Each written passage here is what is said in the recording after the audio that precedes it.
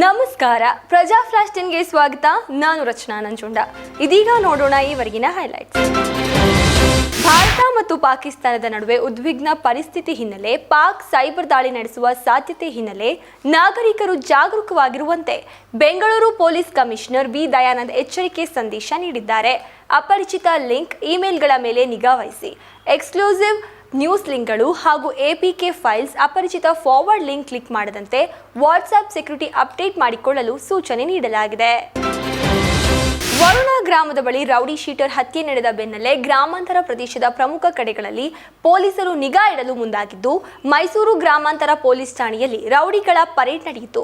ವೃತ್ತ ನಿರೀಕ್ಷಕ doctor ML Shekhar ಕಾನೂನು ಬಾಹಿರ ಕೃತ್ಯದಲ್ಲಿ ಭಾಗಿಯಾಗದಂತೆ ರೌಡಿಗಳಿಗೆ ಖಡಕ್ ಎಚ್ಚರಿಕೆ ನೀಡಿ ಯಾವುದೇ ಅಹಿತಕರ ಘಟನೆಗಳಲ್ಲಿ ಭಾಗವಹಿಸಿದಂತೆ ಖಡಕ್ ವಾರ್ನಿಂಗ್ ನೀಡಿದ್ದಾರೆ. ಯಾರೇ ಎಷ್ಟೇ ಕುತಂತ್ರ ಮಾಡಿದರೂ ಬೆಂಗಳೂರು ದಕ್ಷಿಣ ಹೆಸರನ್ನ ಅಳಿಸಲು ಸಾಧ್ಯವಿಲ್ಲ. 25-30 ವರ್ಷ ಅವಕಾಶವನ್ನ ಬೆಂಗಳೂರಿನಿಂದ ದೆಹಲಿವರೆಗೆ ನೀಡಿದ್ದೀರಿ. ಆದರೂ ಬರೆ ಬುಟ್ಟಿ ಬೇವಿನ ಸೊಪ್ಪು ನಂದೇ ಬೆಳಗು ಪೂಜಾರಿ ಎನ್ನುವಂತಾಯಿತು. ಬರೀ ಖಾಲಿ ಟ್ರಂಕು, ಖಾಲಿ ಮಾತು ಎಂದು ಪರೋಕ್ಷವಾಗಿ ಕುಮಾರಸ್ವಾಮಿ ಹೆಸರು ಹೇಳದೆ DCM DK ಶಿವಕುಮಾರ್ ಕುಟುಕಿದರು.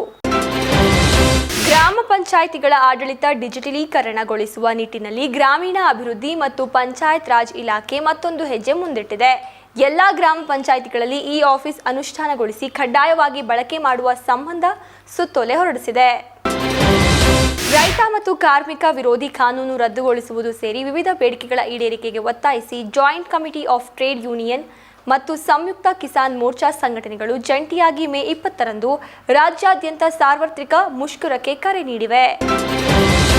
ರಾಜ್ಯದಲ್ಲಿ ಮತ್ತೆ ಪೂರ್ವ ಮುಂಗಾರು ಚುರುಕುಗೊಳ್ಳುವ ಲಕ್ಷಣ ಕಂಡುಬಂದಿದ್ದು, ಮುಂದಿನ 5 ದಿನಗಳಲ್ಲಿ ಉತ್ತರ ಒಳನಾಡು ಹಾಗೂ ದಕ್ಷಿಣ ಒಳನಾಡಿನ ವಿವಿಧ ಜಿಲ್ಲೆಗಳಲ್ಲಿ ಭಾರೀ ಮಳೆಯಾಗುವ ಸಾಧ್ಯತೆ ಇರೋದ್ರಿಂದ ಯೆಲ್ಲೋ ಅಲರ್ಟ್ ನೀಡಲಾಗಿದೆ.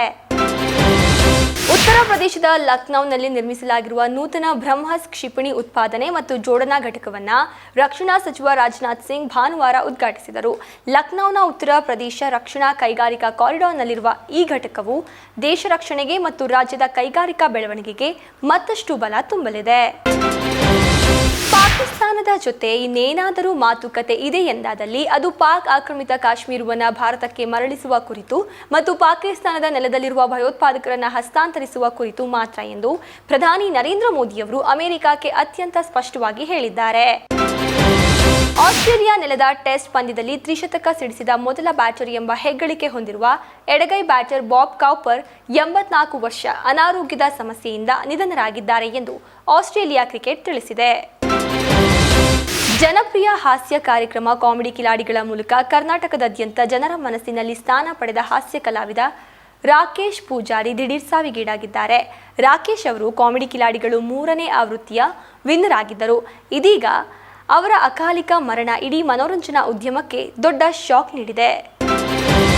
ಇದಾಗಿತ್ತು ಈವರೆಗಿನ ಅಪ್ಡೇಟ್ಸ್. ಮತ್ತಷ್ಟು ಅಪ್ಡೇಟ್ಸ್ಗಾಗಿ ನೋಡ್ತಾರೆ ಪ್ರಜಾಧ್ವನಿ TV.